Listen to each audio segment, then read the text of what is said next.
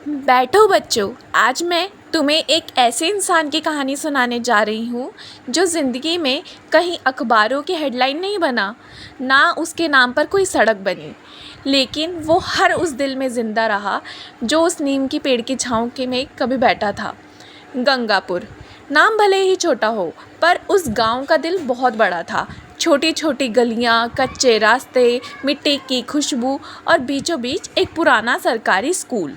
School की दीवारें धूप में थोड़ी पीली पड़ चुकी थीं, खिड़कियां खड़खड़ करती थीं और बरामदे में सीलन की हल्की गंध आती थी।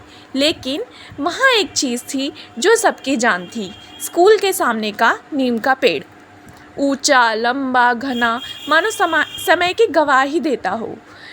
उसकी छाँव में बैठे बैठे कई पीढ़ियाँ बड़ी हो गई थीं और उस पेड़ के नीचे एक इंसान रोज़ सुबह बैठा दिखता था, रामू काका। रामू काका के बाल सफ़ेद थे, चाल थोड़ी धीमी और हाथ में एक फावड़ा और आँखों में ऐसी चमक कि लगता हो जैसे कोई जवान माली हो। वो किसी सरकारी कर्मचारी नहीं थे। स्कूल ने कभी उन्हें पैसे भी नहीं दिए थे, ना ही किसी ने उनसे काम करवाया था। फिर भी वो हर सुबह सबसे पहले स्कूल पहुंचते थे, झाड़ू लगाते थे, बागवानी करते थे और सबसे ज़्यादा ध्यान रखते थे उस नीम के पेड़ का। बच्चों के लिए वो केवल माली नहीं थे, वो एक कहानी का घर थे। बच्चे उन्हें नीम बाबा कहते थे। हर दिन दोपहर की छुट्टी में बच्चे उनके पास दौड़ते। कोई अपनी कविता सुनाता, कोई टॉफ़ी बांटता, कोई मन की बात कहता।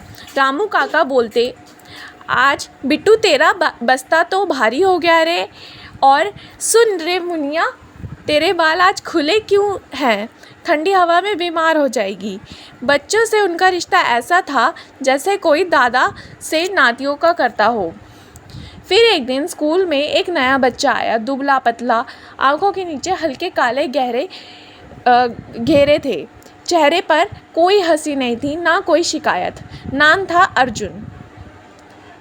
उसकी माँ नहीं रही थी, पिता फौज में थे, दूर सीमा पर। अर्जुन अपने चाचा चाची के पास रहता था, जो उसे सिर्फ एक जिम्मेदारी समझते थे। वो स्कूल आता, पढ़ाई करता और रिसेस में सबसे अलग एक कोने में बैठ जाता। बाकी बच्चे उसे घमंडी समझते, पर रामू काका को कुछ और नज़र आया। एक दिन वह उनके पास गए। क्यों बेटा, सबके साथ क्यों नहीं खेलते? अर्जुन ने कुछ नहीं कहा, बस कंधे उचकाए। कोई बात नहीं, काका बोले। कभी कभी सबसे शांत बच्चे ही सबसे गहरी बात कहते हैं। तो सुनने वाला है ना? उस दिन के बाद अर्जुन रोज़ नीम बाबा के पास बैठता, चुपचाप, लेकिन उसकी आंखें काका की कहानियों को ध्यान से पीती थीं।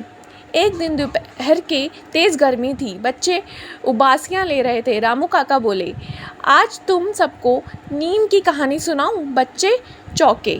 नीम की? काका बोले, जब ये पेड़ छोटा था तब मेरा बेटा पहली बार स्कूल आया था। उसे पौधों से बड़ा प्यार था, उसने ही इसे लगाया था बड़े प्यार से। एक दिन सड़क हादसे में मेरा बेटा चला गया। मेरा संसार उसी दिन उजड़ गया। मैं खुद भी चल जाता, पर इस नीम ने मुझे बांध लिया, जैसे इसके पत्ते मेरे बेटे की सांसें थीं। हर साल जब इनमें नए पत्ते आते, मैं समझता मेरा बेटा मुस्कुरा रहा है। बच्चे शांत हो गए और पहली बार अर्जुन की आंखों में आंसू थे। उस दिन से अर्जुन और रामू काका के बीच एक अनकहा रिश्ता बन गया। फिर एक दिन सोमवार की सुबह स्कूल खुला, पर नीम के नीचे रामू काका नहीं थे। बच्चे इंतज़ार करते रहे, पर काका नहीं आए।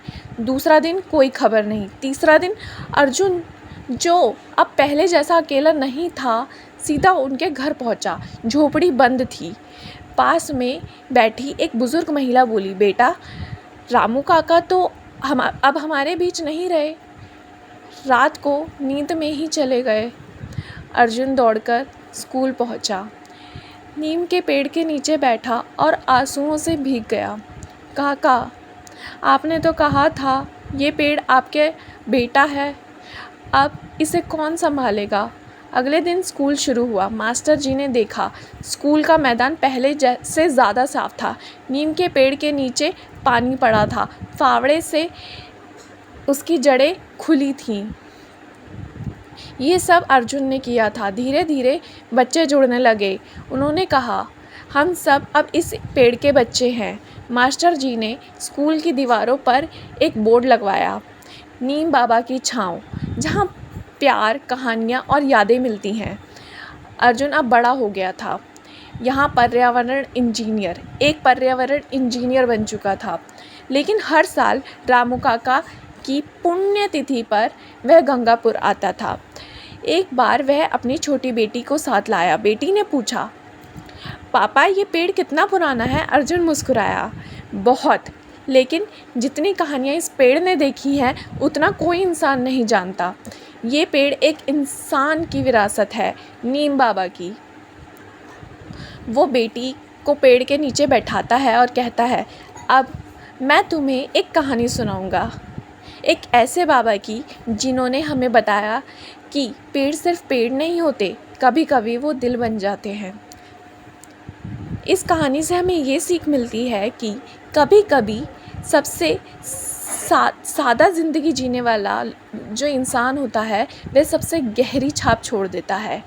जो अपनी छाँव में दूसरों को बैठने दे, वो इंसान हमेशा ज़िंदा रहता है, यादों में, दिलों में और उस नीम की शाखाओं में। आज के लिए इतना ही, चलते हैं।